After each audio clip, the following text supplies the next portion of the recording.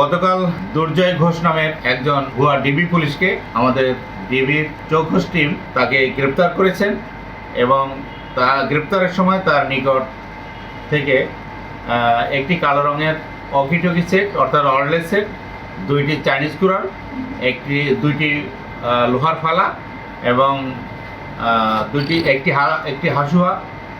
একটি ছুরি, একটি রিফ্লেক্সিং বেল্ট, 4 জোড়া হ্যান্ডকাপ, 5টি রাবার বুলেট, একটি শটগানের কার্তুজ এবং 12টি বিস্ফোরণকৃত কাঠ উদ্ধার করা হয় এবং সেগুলি জব্দ তালিকামূলক জব্দ করা হয়। এই আসামিকে গ্রেপ্তার করে তার বিরুদ্ধে মামলা রুজু করা হয়েছে এবং তাকে জিজ্ঞাসাবাদপূর্বক বিজ্ঞ আদালতে প্রেরণ করা হয়েছে।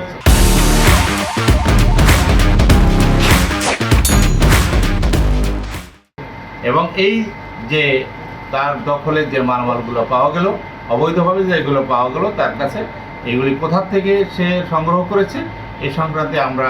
তদন্ত করতেছি এবং এটা খতিয়ে দেখছি যে কীভাবে সে সংগ্রহ করেছে এবং এগুলির মাধ্যমে সে বিভিন্ন স্থানে বিভিন্ন জায়গায় যে এই অকিটকি শো করে এবং সে ডিবি পুলিশের পরিচয় দিয়ে ব্যক্তিগত সুবিধা নেওয়ার চেষ্টা করতেছে। এমনই এক সময় আমাদের ডিবির চৌখস টিম শাহিনুর রহমান তার টিম সহকারে তাকে গ্রেপ্তার করতে সমর্থ হয় এবং গ্রেপ্তার করে পরবর্তীতে আইনগত ব্যবস্থা গ্রহণ করা হয়েছে।